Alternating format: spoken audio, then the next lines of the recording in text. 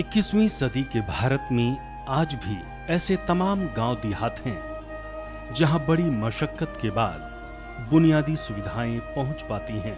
खासकर गांव में जो घने जंगल पहाड़ों से घिरे हुए रहते हैं। सड़क, बिजली, स्वास्थ्य जैसी सुविधाएं भी ऐसे गांव में बड़ी मुश्किल से पहुंचती हैं। ऐसा ही आदिवासियों का एक गांव है कल्दा, जो जिला पन्ना मध्य प्रदेश का एक गांव है, जहां के लोगों की साधारण जीवन शैली आधुनिक भारत से दूर ही नजर आती है। इस गांव में विकास की गति भी बड़े ही शनह शनह पहुंच रही है, लेकिन कोई है जिनको इनकी फिक्र है, जो इनके बीच रहकर इनके दुख दर्द को बांटना चाहता है, उसमें शामिल होना चाहता है। इनके मध्य कुछ वक्त गुजारकर इनमें भक्ति भाव का संचार करना चाहता है। सभ्यता और संस्कृति का इनमें नई अलख जगाना चाहता है। ठीक समझ रहे हैं आप। हम बात कर रहे हैं बागेश्वर धाम पीठाधीश्वर परम पूज्य धीरेन्द्र कृष्ण शास्त्री जी महाराज की, जिन्हें संसार बागेश्वर धाम सरकार के नाम से जानता है।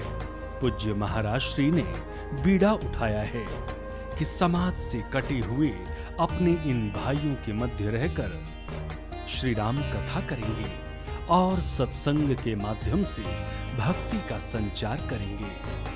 शायद नहीं, यकीनन ये इकलौता वंदनीय प्रयास है महाराज श्री के द्वारा, जो आदिवासियों के मध्य रहकर उन्हें राम कथा सुनाएंगे। इसके बारे में पूज्य श्री भी बड़े उत्साह में बताते हैं।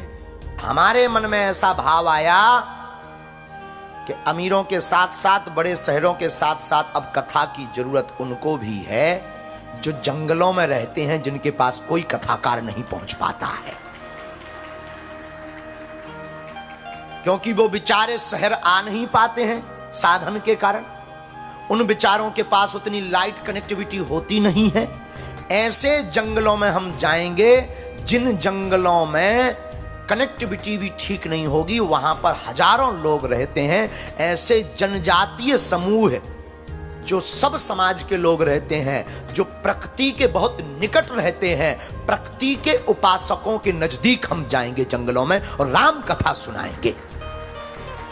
और सुनिए, ये पहली व्यासपीठ होगी भारत की पहली कोई कथा होगी जो अपनी तरफ से बिना कोई दक्षिणा लिए निशुल्क कथा जंगल में जाकर के वनवासियों को सुनाई जाएगी। और आपको बता दें, ये कथा पहली कथा भारत में मध्य प्रदेश राज्य के अंतर्गत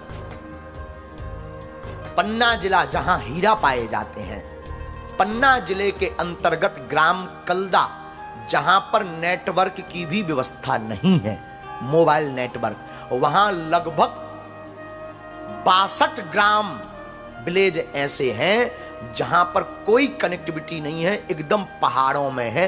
वहां हम पहली बार 3 दिन की राम कथा करने जा रहे हैं, क्योंकि हवाई जहाज पर घूमने से और फॉर्च्यूनर पर चलने से धर्म नहीं बचना है। सनातन को बचाने के लिए उन लोगों के पास भी जाना है जिनको कोई पूछता नहीं है। यकीन मानिए, ऐसे प्रयास समस्त सम्मानित जनों के द्वारा जिस दिन प्रारंभ हो जाएंगे, उसी दिन रामराज्य की अवधारणा साकार हो जाएगी। जय श्री सीताराम, जय बागेश्वर धाम सरकार।